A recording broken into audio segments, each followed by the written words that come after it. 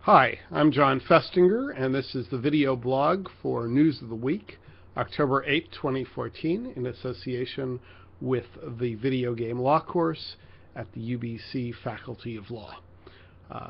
This week there were almost 70 items in News of the Week, some serious, some important, some silly. When you get the silly and the seemingly important running directly into each other, we get a category that I would call, if you don't laugh, you'll cry. And that's what we're going to talk about today. But the first piece is a serious and a seriously wonderful piece by Lee Alexander that's really the inspiration for the rest. And it's called List of Ethical Concerns in Video Games, Partial, as it would have to be. It's item number 6, and I would highly recommend that you read it as it sets the stage for some of the things we're going to talk about, particularly in terms of video game journalism, having some serious ethical concerns, and also the issues around games and how they are used by the military and by governments.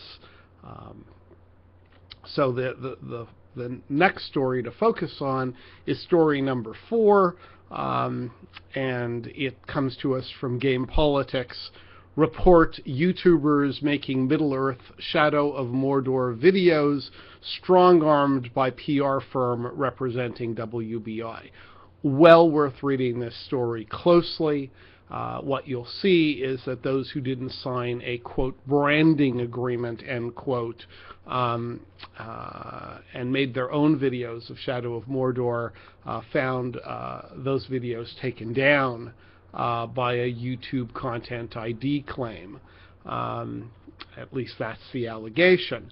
The branding agreement itself required maximizing awareness for the game, persuading viewers to purchase the game, etc., etc. So again, we're in the world of the misuse of contracts and somehow replacing both ordinary law and common sense with contractual obligations, and using copyright as a pivot point to do that.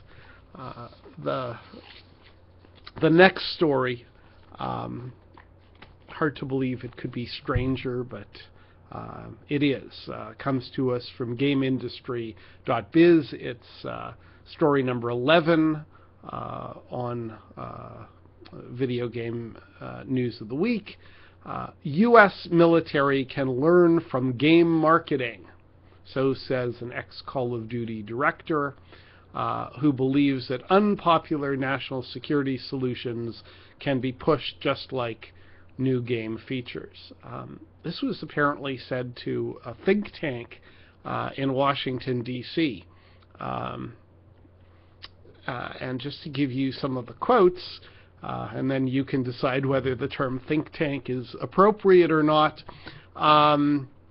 When we have a new product that has elements that we are not sure how people will respond to, what do we do as a corporation, presumably referring to a video game company?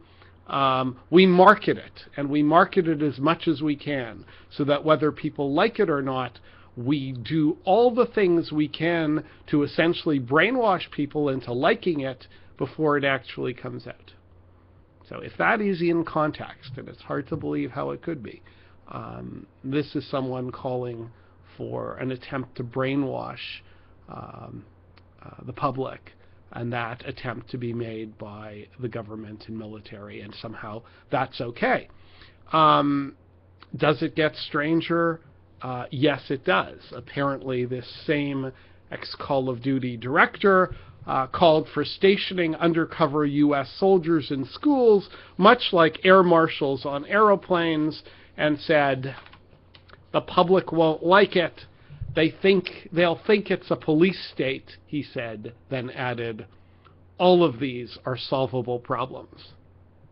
Solvable, yes, in a police state.